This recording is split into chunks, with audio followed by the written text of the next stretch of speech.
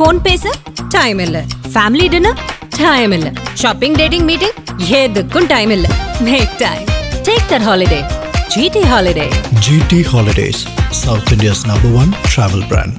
Good நைட்டாக இருக்கட்டும், இப்போ குடும்பஸ்தான் இருக்கும். குடும்பஸ்தன் படம்லாம் கத்தி மேலே நடக்கிற மாதிரியான ஒரு கதை, ஒரு ஃபேமிலி படத்தை யங்ஸ்டர்ஸையும் எல்லாரையும் பார்க்க வைக்கிற விஷயங்கள்லாம் ரொம்ப ரொம்ப ஒரு ஆக்சுவலாக ஒரு விசு டைப் கதை அது.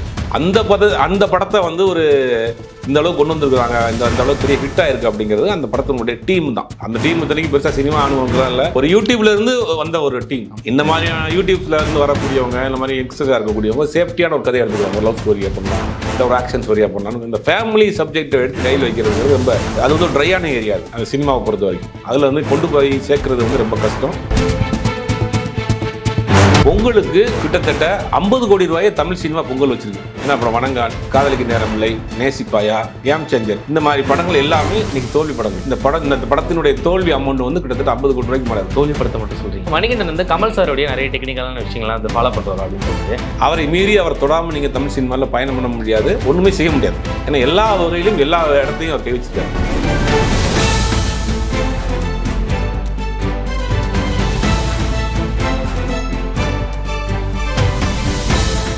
Again, Tamil has the highest viewership in India, USA, UK, Dubai, UAE, Saudi, Malaysia, Singapore, Norway, Sweden, Switzerland and Denmark.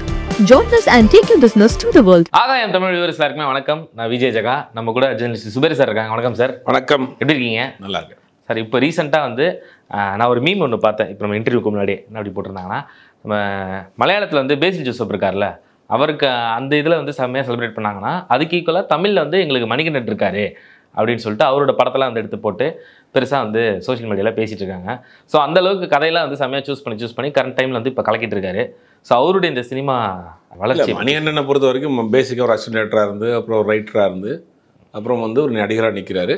அது என்னென்னா மணிகண்டன் ஒரு பெரிய ப்ளஸ் என்னென்னா, நம்ம ஒரு நடிகருக்கு உண்டான எந்த விதமான ஒரு இதுவும் இருக்காது, அலங்காரமும் இருக்காது. ஒரு நம்ம தெருவில் இருக்கிற ஒரு பையன் மாதிரி, பக்கத்து வீட்டு பையன் மாதிரி, நம்ம டிக்கெட்டில் பார்க்குற ஒரு நபர் மாதிரி யதார்த்தமான ஒரு முகம், அதை கரெக்டாக வந்து அவருக்கு செட் ஆயிடுச்சு.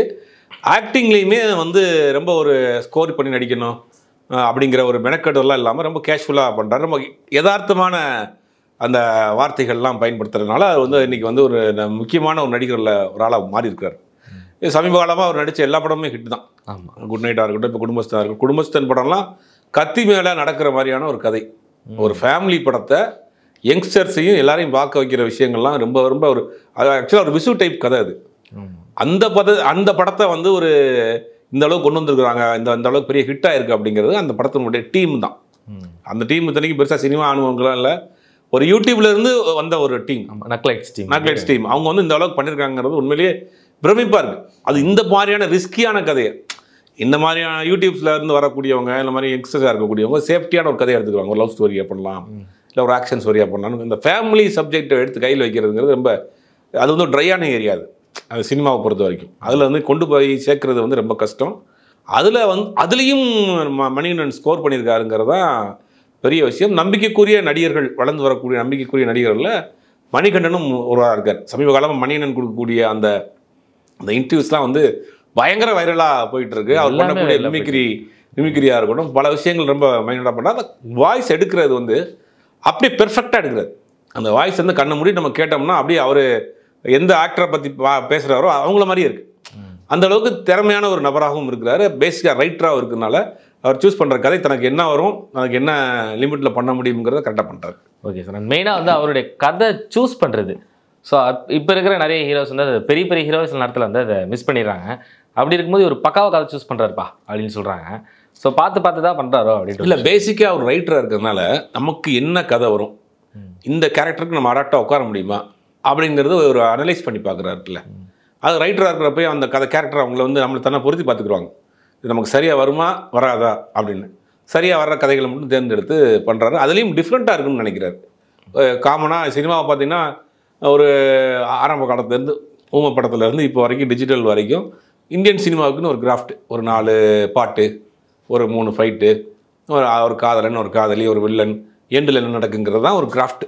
அதை தாண்டி அதுக்குள்ளே ஏதாவது புதுசாக ஏதாவது பண்ண முடியுமா? ஒருத்தனுக்கு கொரட்டை வர்ற பிரச்சனை இருக்குது, ஒருத்தன் குடும்பத்தில் பிரச்சனை இருக்குது, இந்த மாதிரியான விஷயங்களை புதுசாக பண்ணுறதை வந்து கொஞ்சம் ஃப்ரெஷ்ஷாக இருக்கும், போய் சேரும் அப்படிங்கிற இருக்குல்ல, அதுக்கு நமக்கு ஆப்டாகுமா? விமல் ஒரு படத்தில் நடிச்சா ஐடி எம்ப்ளாயா, அந்த படம் பயங்கர ட்ரோல் ஆயிடுச்சு. அந்த மாதிரி நம்ம ஆயிடக்கூடாது, நமக்கு என்ன வருமோ அந்த கதைகளை மட்டும் பண்ணுவோம் அப்படிங்கிறத நம்ம தேர்ந்தெடுத்து பண்ணுறாரு. அது தொடர்ந்து அவருக்கு வெற்றியும் கொடுத்துட்ருக்கு. Okay sir. அண்ட் அடுத்தபடியாக வந்து இனிமேல் வரப்போகிற எல்லா ஹீரோஸுமே வந்து இந்த மாஸ் ஆக்ஷன்லாம் வந்து இப்படிலாம் பண்ணாமல் கதை நல்லா இருந்தால் மட்டும்தான் படம் ஓடும் அப்படின்ற ஒரு தாட்டுமே இப்போ இருக்கிற யங் ஹீரோஸ்க்கெலாம் வந்து அந்த விஷயம் தெரியுது அப்படின்னு சொல்கிறாங்க. இல்லை அது வந்து இப்போ சமீப காலமாக வந்த பொங்கலுக்கே எடுத்துங்க. பொங்கலுக்கு கிட்டத்தட்ட 50 கோடி ரூபாயை தமிழ் சினிமா பொங்கல் வச்சுருக்கு. ஏன்னா அப்புறம் வணங்கான், காதலிக்கு நேரமில்லை, நேசிப்பாயா, கேம் சேஞ்சர், இந்த மாதிரி படங்கள் எல்லாமே இன்றைக்கி தோல்வி படங்கள். இந்த படத்தினுடைய தோல்வி அமௌண்ட் வந்து கிட்டத்தட்ட 50 கோடி ரூபாய்க்கு மேலே இருக்கும். தோல்வி படத்தை மட்டும் சொல்கிறீங்க? இந்த படங்கள்லாம் தோல்வி படங்கள், வசூல் ரீதியாக தோல்வி அடைந்த படங்கள். தயாரிப்பாளர் நான் வெற்றின்னு சொல்லி அடுத்த படத்தை ஓட்டுறக்கா சொன்னாலும் கூட ரியல் வந்து இந்த படங்கள் எல்லாமே தோல்வியான படங்கள். இந்த படத்தினுடைய தோல்வி அமௌண்ட் மட்டும் 50 கோடி ரூபாய்க்கு மேலே இருக்கும். அப்போ 13 வருஷத்துக்கு முன்னாடி வந்த மதகத ராஜா ஓடுது, 50 கோடி வசூல் பண்ணிடுச்சு. 50 கோடி வசூல் பண்ண போது நெருக்கிட்டு இருக்கு. அப்படிங்கும் போது இதில் இப்போ என்னன்னா, இந்த கண்டென்ட் பேஸ்டு தான் நமக்கு இன்றைக்கி நிற்குது. அது ஆர்டிஸ்ட்டை தாண்டி கண்டென்ட் பேஸ்டு படங்கள் தான் ஓடுது. குடும்பஸ்தன் ஓடுதுங்கிறதா கண்டென்ட் பேஸ்டு படம், லப்பர் வந்து ஓடுதுங்கிறதா கண்டென்ட் பேஸ்டு படம்.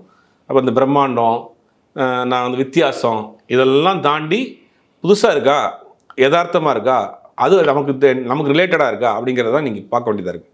அதுக்கு ஆர்டிஸ்ட் அதுக்குள்ளே சரியாக உட்காந்துக்கிறாங்க. இப்போ ஒவ்வொரு காலகட்டத்துக்கும் ஒருத்தர் ஆக்டிங்கோடைய அந்த ஸ்டைலே மாறும். பிளாக் அண்ட் ஒயிட் படங்கள் என்ன பண்ணுவாங்கன்னா சத்தமாக பேசுவாங்க, சத்தமாக டைலாக் பேசுவாங்க. அந்த ஆக்ஷன்ஸ் ரியாக்ஷன்ஸ்லாம் கொஞ்சம் வந்து மிகைப்படுத்தி பார்க்காமப்பாங்க. ஒரு கதவை திறந்துட்டு வரோம்னா கத்திக்கிட்டே உள்ள வருவார், அப்படியே க்ளோஸ்அப்பில் காட்டுவாங்க. அப்படிங்கும்போது என்னென்னா அன்னைக்கு ஆக்டிங் வந்து அந்த லெவலில் இருக்கணும், அப்போ தான் அது நடிப்புனே சொல்லுவாங்க. அதுக்கு ஒரு ரஜினி கமல் காலங்கள் வந்தப்போ கொஞ்சம் மாறுது. அதுக்கு ஒரு சிம்பு தனுஷ் வந்தப்போ மாறுது. இப்போ என்னென்னா ஆக்டிங்குடைய ஸ்கில்லே மாறிடுச்சு. ஒரு லிமிட்டுக்கு மேலே என்ன இது கத்துற போதும், எதுக்கு சிரிக்கிற, இந்த ஒரு மீட்டரை பிடிச்சிட்டாங்க. இப்போ அதில் கவின், இந்த மாதிரி ரியோ, நம்ம மணிகண்டன், இவங்கெல்லாம் வந்து கரெக்டாக அந்த அந்த அந்த அந்த ரேஞ்சில் உள்ள போய் உட்காந்துட்டாங்க. அடுத்த ஜெனரேஷனுக்கு உண்டான ஆக்டிங் இதெல்லாம் இப்போ உள்ள நிலைமை அது கரெக்டாக பிடிச்சிட்டாருன்னு மணிகண்டன் நினைக்கிறேன். அப்போ அதுக்கு தக்கன மாதிரியான கதைகள் தேர்ந்தெடுக்கிற விஷயம் எல்லாமே அவருக்கு பேக் டு பேக் அது கை கொடுக்குது. Okay sir.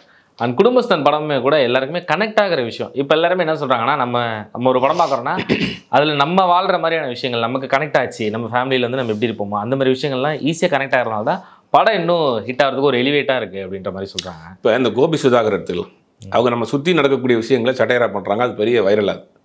படமும் அதுதான். நீங்கள் வந்து ஒரு 10 சீனாவது நம்மளை கனெக்ட் பண்ணுற சீனில் இருக்கணும். நம்மளோட நமக்கு நடந்த விஷயமா இருக்கணும், இல்லாட்டி நமக்கு நடக்க போகிற விஷயமா இருக்கணும், நம்ம ஒரு இமேஜின் பண்ணி வச்சிருக்க விஷயமா நம்ம ஸ்க்ரீனில் பார்க்கணும். ஏதாவது ஒரு விஷயம் நம்மளை டச் பண்ணுற விஷயமா ஒரு 10 சீன் இருந்துச்சுன்னா படம் ஹிட்டு. அதை இவங்க கரெக்டாக பண்ணுறாங்க. குடும்பத்தின் படமும் ஏறக்குறைய ஒரு ஃபேமிலி படம் தான். அந்த ஃபேமிலி இப்போ எப்படி இருக்குது, எனக்கு தெரிஞ்ச தமிழ் சினிமாவில் ஃபேமிலி படம் வந்து ரொம்ப நாளாச்சு. ஃபுல் அண்ட் ஃபுல் ஃபேமிலி படம் வந்து ரொம்ப வருஷம் ஆச்சு. அதை வந்து இப்போ பண்ணியிருக்காங்க. இப்போ ஃபேமிலிக்குள்ளே என்ன நடக்குது அப்படிங்கிறத இப்போ கரெக்டாக அந்த படத்தில் பண்ணியிருக்காங்க. அது வந்து பெருசாக கனெக்ட் ஆயிடுச்சு. அது ஓகே சார். நீங்கள் சொன்ன மாதிரி அதான் இப்போ இருக்கிற கரண்ட் ஜென்ரேஷனில் ஃபேமிலி படமே சுத்தமாக கிடையாது. ஃபேமிலி படம் கிடையாது, காமெடி படமும் கிடையாது. ஆமாம், முன்னாடிலாம் பாண்டவர் பூமி வரும், விரலுக்கேற்ற வைக்கும், வீசேகர்னா ஃபேமிலி படம் தான் பண்ணுவார். அவர் ஃபுல்லாக அவரோட படம்லாம் ஃபேமிலி படம் தான். ஸோ இப்போ இருக்கிற திடீர்னு இந்த இதை ஒரு கொண்டு வந்துட்டார்ல, இது ஹிட் ஆகும், இதுக்கப்புறம் வர டேரக்டர்ஸ்லாம் இதே மாதிரி படம் பண்ணுவாங்களா அப்படின்ற ஒரு இல்லை, அதே மாதிரி பண்ணக்கூடாதுங்கிறேன் நான். ஓகே, ஒரு பாகுபலி படம் மாதிரி பார்த்து படம் எடுத்து தான் கை சுட்டாங்க நிறைய இங்கே. அப்போ ஒரு குடும்பஸ்தன் எடுத்துட்டீங்கன்னா இன்னொரு வேற ஒரு ஜோனலில் நீங்கள் ட்ரை பண்ணுங்கள். ஓகே, அதுவும் லைவாக நேட்டிவிட்டியோட நீங்கள் நிறைய கதைகள் நம்ம சுற்றி இருக்குது. கதையில் வந்து ஆங்கில படங்கள் பார்க்க வேண்டியதில்லை, நம்மளை சுற்றி நிறைய கதை இருக்குது. நீங்கள் இங்கேருந்து இங்கே ரோட்லேருந்து இறங்கி அந்த கார்னர் வரைக்கும் போகிறப்ப நிறைய மனிதர்களை பார்ப்போம், நிறைய சம்பவங்களை பார்ப்போம், நிறைய கதைகள் நம்ம சுற்றி இருக்குது. அங்கேருந்து எடுக்கக்கூடிய கதைகள் தான் வந்து மக்களை போய் கனெக்ட் ஆகும். இப்போ நான்லாம் டெய்லி ஒரு பக்கம் இந்த வீடை கிராஸ் பண்ணி இந்த பக்கம் போகிறவர் ஒயின் ஷாப் பார்க்குறேன். அந்த ஒயின் ஷாப்பில் ஒரு 35-40 வயசு மதிக்கிறதுக்கு ஒரு நபர் உட்காந்துருக்கிறாரு. அவங்களோட ஒரு திருநங்கை உட்காந்துருக்குறாங்க. ஒரு 10 வயசு ஒரு பெண் குழந்தை இருக்குது. இவங்க 3 பேர் இந்த பேப்பர் பொறுக்கிற நபராக இருக்காங்க. எனக்கு இப்போ டெய்லி அங்கே அந்த பேப்பர் பொறுக்கிட்டு அதை போட்டுட்டு அந்த ஒயின் ஷாப்பில் வாங்கி அந்த ஓரமாக உட்காந்து குடிச்சிட்டு உட்காந்துருப்பாங்க. நான் கிராஸ் பண்ணி போகிறேன், பார்த்துட்டே இருப்பேன். இந்த 3 பேருக்குள்ளே என்ன ரிலேஷன்ஷிப்பு? இவங்க எங்கே இருக்கிறாங்க, எங்கே தங்குறாங்க, எங்கே சாப்பிட்றாங்க, இவங்க யார், இவங்களுக்கு குடும்பம் எங்கே இருக்குது, இவங்க எப்படி இங்கே ஜாயின்ட் ஆனாங்க, இந்த விஷயம்லாம் இருக்குல்ல. இதெல்லாம் இப்படி போகிறப்படியும் நமக்கு இந்த மாதிரியான சம்பவங்களை எடுத்து நம்ம டெவலப் பண்ணி அதை வந்து ஒரு கதையாக பண்ணி ஒரு ப்ரெசென்ட் பண்ணுறப்ப ஒரு புதுசாக இருக்கும் இல்லையா? அந்த மாதிரி அங்கேருந்து எடுக்கக்கூடிய கதைகள் தான் மக்கள்கிட்ட போய் ரீச் ஆகும். இப்போ குடும்பஸ்தன் படம் பண்ணியிருக்காங்கன்னா ஒரு நார்மலான ஒரு குடும்ப படம் தான். விஷு 1000 படம் பண்ணிட்டார். வீசேகர் வந்து நிறைய படங்கள் பண்ணிட்டார். இந்த மாதிரி வெள்ளம் காத்த வீக்கம், உன்னார்க்க கற்றுக்கணும், பொண்டாடி சொன்னா கேட்டுக்கணும், அவர் ஒரு பெரிய லிஸ்ட்டே போட்டு பண்ணிட்டார். அதே மாதிரி படத்தை இப்போ உள்ள விஷயங்களை வச்சு பண்ணுறாங்கல்ல, அது போய் ஈஸியாக கனெக்ட் ஆகும். அப்போ கதைகளை வந்து நீங்கள் இங்கிருந்து எடுக்கணும், அங்கேருந்து எடுக்கக்கூடாது. ஆங்கில படங்கள்லேருந்து நீங்கள் டெக்னாலஜி எடுக்கலாம், ஆங்கில படங்கள்லேருந்து கதை எடுக்கக்கூடாது. ஒரு படம் ஓடிச்சு அந்த படத்தை எடுக்கக்கூடாது. அதே மாதிரி ஒரு பிரமாண்டமான படம் பண்ணணும்னு நினைக்கணும், அந்த படத்தை திருப்பி எடுத்து வச்சிருக்கக்கூடாது. அதுதான் இப்போ சிக்கல் இங்கே தமிழில். நிறைய பேர் அந்த ஒரு படம் ஓடிச்சுன்னா அதே மாதிரி படம் பண்ணி கேட்குறது, அந்த நடிகர்கிட்ட அதே மாதிரி இன்னொரு படம் பண்ணுறீங்கன்னு போய் கேட்குறது, அந்த டேரக்டர் அதே மாதிரி இன்னொரு படம் பண்ணிக்கலான்னு கேட்குறது என்னன்னா மொத்தமாக வந்து அது வந்து முடிச்சு விட்டுருது. அப்போ வந்து யதார்த்தத்தை நோக்கி சினிமா போயிடுச்சு இன்னைக்கு. நீங்கள் எதாக இருந்தாலும் யதார்த்தத்தை மீறி கதை சொல்கிறப்ப, யதார்த்தத்தை மீறி படங்கள் பார்க்குறப்ப அது வந்து உங்களுக்கு பெருசாக கனெக்ட் ஆக மாட்டேங்குது. அது வந்து ட்ரோலாக மாறிடுது. அப்படிங்கும்போது யதார்த்தத்தை ஒட்டிய கதை சொல்லக்கூடிய படங்கள் ஓடும். யதார்த்த சினிமாவை பார்க்க மக்கள் பழகிட்டாங்க, ரசிக்க ஆரம்பிச்சிட்டாங்க. அப்படிங்கிறது தான் இந்த மாதிரியான படங்கள் நமக்கு உணர்த்துது. Okay sir. அண்ட் இன்னொரு முக்கியமான விஷயம், மணிகண்டன் வந்து கமல் சாரோடைய நிறைய டெக்னிக்கலான விஷயங்கள்லாம் வந்து ஃபாலோ பண்ணுறாரு அப்படின்னு தோணுது. ஏன்னா இப்போ ரீசெண்டாக இன்டர்வியூ கூட கமல் சார் பண்ணுற அந்த மேட்ச் கட் டிரான்சிஷன் விஷயங்கள்லாம் எனக்கு ரொம்ப பிடிக்கும், குருதி பண்ணல ஒரு சீனை சொல்கிறேன். அதே மாதிரி இப்போ குடும்பஸ்தன் பார்த்தோம் அப்படின்னா ஒரு இடத்துல மணலை கொட்டுவார், கட்டு வச்சா அந்த மணல் கொட்டின மாதிரியே சம்சா வந்து தட்டில் வைப்பாங்க. ஸோ அப்படியே சூப்பராக இருக்கும் அந்த சீன் வந்து எலிவேட் பண்ண விஷயமே. ஸோ இந்த மாதிரி விஷயங்கள்லாம் கமல் சாரை பார்த்து அவர்கிட்ட வந்து நிறைய இல்லை, தமிழ் சினிமாவில் டெக்னீஷியனாக இருக்கட்டும், டைரக்டராக இருக்கட்டும், ஆக்டராக இருக்கட்டும், நீங்கள் அவர் வந்து ரோல் மாடலாக எடுக்காமல் பண்ணவே முடியாது. இந்த விஷயம் கண்டிப்பாக எல்லாத்தையுமே அவர் பண்ணிட்டு போயிட்டார், பண்ணிகிட்டு இருக்கிறார். இன்னமும் எப்படி வரைக்கும் விட்டார். இன்றைக்கி டிஜிட்டல் கேமராவாக இருக்கட்டும், முதல்ல அதில் படம் பண்ணி காமிச்சது கமல் தான். ஆவிட் எடிட்டிங்கை முதல்ல மகாநதியில் அவர் தான் எடிட் பண்ணி காமிச்சார். டிடிஎஸை முதல்ல தமிழ்நாட்டுக்கு முன் தமிழ் சினிமாவுக்கு வந்து டெடிகேட் பண்ணது அவர் தான். ஆக்டிங்காக இருக்கட்டும், டெக்னிக்கலாக இருக்கட்டும், எல்லாத்துக்கும் அவர் ஒரு யூனிவர்சிட்டி. அவரை மீறி வந்து அவரை ரெஃபரன்ஸ் எடுக்காமல் நீங்கள் யாருமே பண்ண மாட்டாங்க.